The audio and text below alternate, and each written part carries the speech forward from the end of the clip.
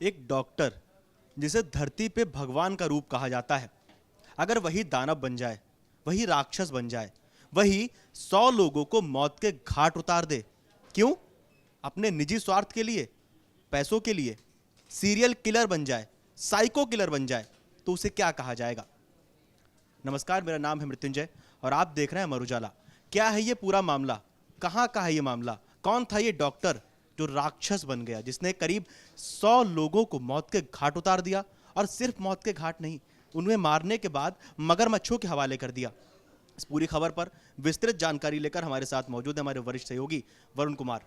वरुण, क्या है ये पूरा मामला? कहाँ का मामला है? डॉक्टर का नाम क्या था? देखिए, डॉक्टर का नाम डॉक्टर देवेंद्र कुमार शर्मा है। करीब 67 साल इनकी उम्र है और इनको गिरफ्तार किया है राजस्थान के दौसा से।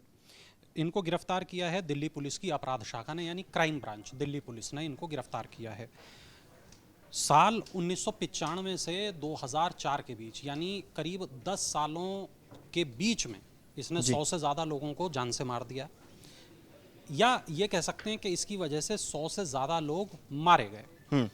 इन लोगों को एक कहा जाए कि अंग तस्करी, मानव अंगों की तस्करी का एक मामला, लोगों की हत्याओं का मामला, एक मृत्युंजय पूरा एक बहुत लंबी कहानी है और ये कहानी हमें विस्तार से सुननी पड़ेगी और इस कहानी को समझने के लिए हमें थोड़ा वक्त का पहिया पीछे घुमाना पड़ेगा। कहाँ से होती है इसकी शुरुआत? ये शुरुआत होती है, देखिए, अभी हम ताज़ा हालातों से इसको शुरू करते हैं। ठीक है।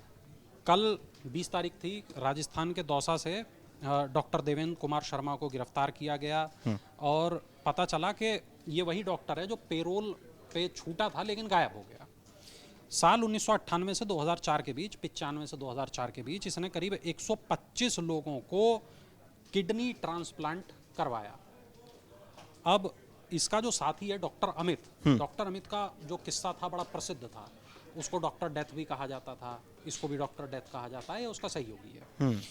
तो इन लोगों ने एक किडनी रैकेट पूरा का पूरा चला रखा था और जो ऐसे लोग इनको दिखाई देते थे जो बहुत कम पैसों में इनके झांसे में आ जाते थे, उनकी किडनी निकाल ली जाती थी।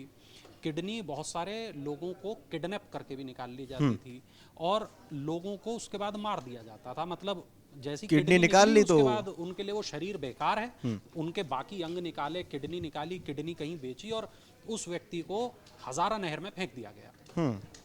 हजारा नहर के बारे में मशहूर है कि वहाँ पर मगरमच्छ हैं, तो वो जो मगरमच्छ हैं वो ऐसे लोगों को खा जाते थे, ऐसी लाशों को खा जाते थे। ना हड्डी बचती थी, ना मांस बचता था, किडनी निकाल ली, बचता था। किडनी निकाल ली, डेड बॉडी नहर में फेंक दी, डेड बॉडी भी खत्म, सबूत खत्म। 2004 में इसकी गिरफ्तारी हुई। सीरियल किलिंग का इसके खिलाफ मामला दर्ज हुआ। किडनी ट्रांसप्लांट रैकेट में इसका नाम आया। देवेंद्र के खिलाफ 21 हत्याओं के मामले में चार्जशीट दाखिल हो चुकी है। दिल्ली के 7 मामले हैं जिसमें उम्र कैद और गुरुग्राम का एक मामला, इसमें इसको फांसी की सजा सुनाई जा चुकी है। अब आप समझिए कि सब कुछ हो चुका है। एक फांसी की सजा पाया व्यक्ति है लेकिन वो भाग गया, फरार हो गया। फरार कैसे हुआ वो भी एक इंटरेस्टिंग इसमें एंगल है। 9 जून 2023 को 2 महीने के लिए पैरोल पर बाहर आया। इसके बाद इसने सरेंडर नहीं किया। राजस्थान के दौसा में एक आश्रम में पहुंच गया, बाबा बन के वहां रहने लगा। अब जो क्राइम ब्रांच की टीम है उसने उसको दौसा से गिरफ्तार किया है। अब गिरफ्तार कैसे किया है? करीब 11 साल बाद। हाँ, और ये जो है काफी वक्त से नहीं, 2023 पे वो बाहर आया था, अब 2025 है, तो मतलब पूरा केस जो खुला है ये हाँ, करीब 2 साल के बाद इसको गिरफ्तार किया। 2004 जहां से केस की शुरुआत हुई, 2023 में जब ये पैरोल से फरार हुआ और उसके बाद अब इसको गिरफ्तार किया गया है। और 1 दशक इसने राजस्थान में अपना अस्पताल भी चलाया था। वो इलाका इसके लिए नया नहीं है, पहले से वो इलाका इसका देखा भाला इलाका है। क्राइम ब्रांच के पुलिस उपायुक्त हैं आदित्य गौतम। उन्होंने ये बताया कि उनकी टीम पैरोल लेकर गायब हुए बदमाशों की तलाश में जुटी हुई थी। इस कड़ी में उनको ये भी पता चला कि डॉक्टर देवेंद्र भी गायब है। उसकी जानकारी जुटाने के लिए इंस्पेक्टर राकेश कुमार, अनुज कुमार और बाकी लोगों से को जोड़ के एक टीम बनाई गई और ये जो व्यक्ति है इसको 9 जून 2023 को पैरोल दी गई थी। 3 अगस्त 2023 को उसे जेल में सरेंडर करना था लेकिन उसने नहीं किया। अब ये जो टीम है ये अलीगढ़ गई, जयपुर गई, दिल्ली गई, कई राज्यों में गई, पड़ताल करती रही लेकिन कुछ पता नहीं चल पा रहा था। 6 महीने तक ये जो पूरी टीम है ये जयपुर, दिल्ली, अलीगढ़, आगरा, प्रयागराज की खाक छानती रही लेकिन एक लोकेशन मिली लोकेशन कहाँ की मिली? राजस्थान की। राजस्थान में भी दौसा की। एक टीम को तत्काल दौसा के लिए रवाना कर दिया गया। अब पता चला कि एक बाबा हैं, थोड़े वक्त पहले ही आए हैं, अच्छा। ज्यादा वक्त नहीं हुआ। अब बाबा का फोन है, बाबा के फोन को रिचार्ज की जरूरत पड़ती है, बाबा ने अपना फोन रिचार्ज कराया, वहीं पुलिस को क्लू मिल गया कि ये वही डॉक्टर देवेंद्र है जो छुप के मतलब यहाँ फोन रिचार्ज रह रहा है। करने से उस आदमी की लोकेशन जो है वो पता चल गई। अब ये पता चला कि साल 2020 में भी ये एक मर्तबा ऐसे कर चुका है कि पैरोल लेकर गायब हो गया था। 6 महीने बाद पुलिस ने इसको गिरफ्तार कर लिया था, लेकिन इस बार करीब 2 साल तक ये गिरफ्तार नहीं हो सका। डॉक्टर देवेंद्र ने अब जब ये गिरफ्तार हुआ तो ये बताया कि मुझे 50 तक की गिनती तो याद है कि 50 हत्याएं मैंने की हैं, इसके बाद मैंने गिनती करना बंद कर दिया।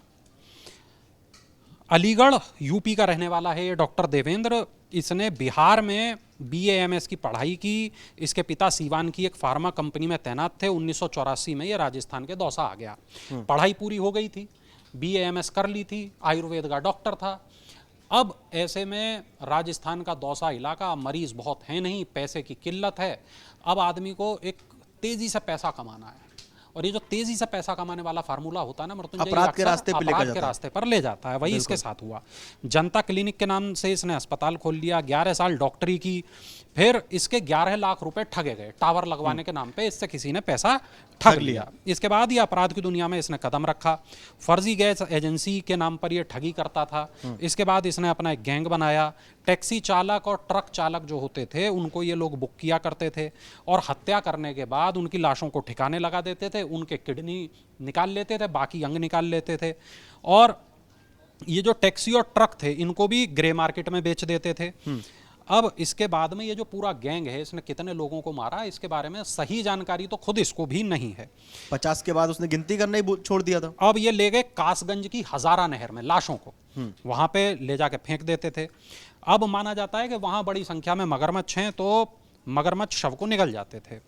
अब पुलिस की टीम जब वहां पहुंची तो वहां ना कोई लाश मिली, ना कोई हड्डी मिली, ना कोई व्यक्ति मिला।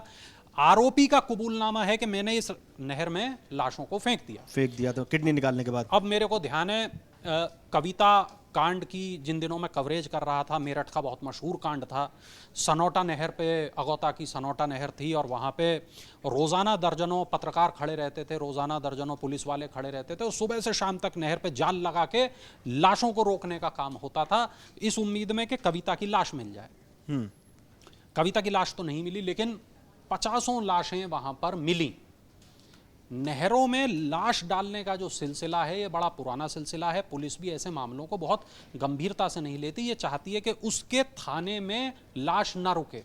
कई बार तो अखबारों में ऐसी खबरें तक भी आई हैं कि बांस के सहारे पुलिस ने लाश को आगे बढ़ा दिया ताकि दूसरे थाना क्षेत्र में वो लाश चली जाए, इन्वेस्टिगेशन हमें ना करना पड़े। खैर, अब मामला पूरी तरीके से बदल चुका है। आजकल की पुलिस भी मुझे लगता है काफ़ी अवेयर है, सोशल मीडिया का ज़माना है। अब उस तरीके की चीज़ें देखने सुनने में अमूमन नहीं मिलती हैं। खैर, हम आगे बढ़ते हैं तो हम ये देखते हैं कि देवेंद्र ने ये बताया कि हत्या और लूटपाट का धंधा उसका बढ़िया चल रहा था। 1998 में उसकी मुलाकात डॉक्टर अमित से हुई। डॉक्टर अमित ने दिल्ली, गुड़गांव और अन्य शहरों में अवैध रूप से किडनी ट्रांसप्लांट के सेटअप लगाए हुए थे। अमित ने डॉक्टर देवेंद्र को बोला, भैया ले आओ जितने बंदे हैं जिनको किडनी की आवश्यकता है उनको किडनी ले आओ। ट्रांसप्लांट वाले कितने लोग हैं? 5 से 7 लाख रुपए देने की बात हुई। देवेंद्र इसके लिए तैयार हो गया।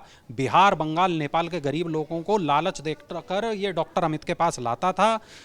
125 से ज़्यादा किडनी ट्रांसप्लांट किए, और 2004 में देवेंद्र और अमित दोनों गुड़गांव के किडनी रैकेट मामले में गिरफ्तार हुए। ये मोटी मोटी कहानी है। अब आप इसमें देखिए, इसमें दिल्ली क्राइम ब्रांच की सतर्कता देखिए, और मैं कहूँगा कि जिस थाने में इनको पेश होना था पैरोल के बाद, उस थाने के पुलिस वालों की शिथिलता देखिए। अगर कोई व्यक्ति नहीं आया है तो आपने उसको ढूंढने के लिए क्या किया, इसकी जांच मुझे लगता है होनी चाहिए, शायद हो भी रही होगी। दूसरी जो महत्वपूर्ण बात है, अगर पुलिस को ये बताया गया है कि हजारा नहर में ये लाशों को फेंक दिया गया, तो हजारा नहर में लाशों को ढूंढने के लिए पुलिस ने क्या कुछ किया।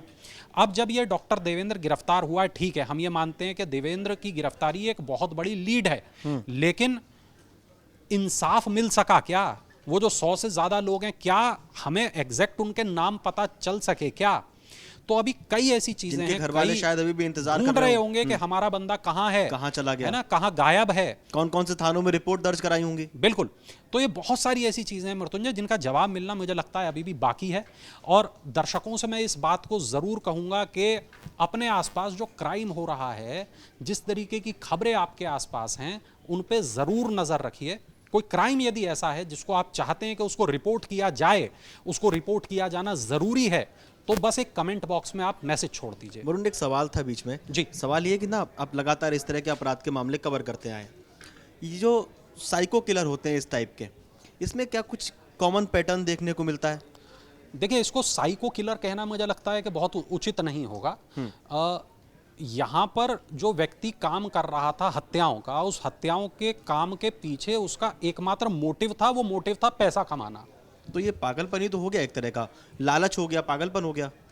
देखिए, आप ऐसा कह सकते हैं, लेकिन हम साइको किलर की जो परिभाषा है उसको इस तरीके से रखते हैं जिसको हत्या करने में मजा आए, जिसको अपराध करने में मजा आए, और जो जानबूझ के, चाहे वहां पैसा इन्वॉल्व हो या ना हो, वो उस हत्या को, उस अपराध को करे। यहाँ पर पैसा एक बहुत बड़ा कारक था। यहाँ गैंग बनाकर काम किया जा रहा था, यानी कि यहाँ पर जो मोटिव है वो उस डॉक्टर का तो क्लियर है, डॉक्टर अमित का, डॉक्टर देवेंद्र का, लेकिन जो गिरोह में साथ जुड़े हुए लोग थे वो भी पैसे के लिए यहाँ काम कर रहे थे।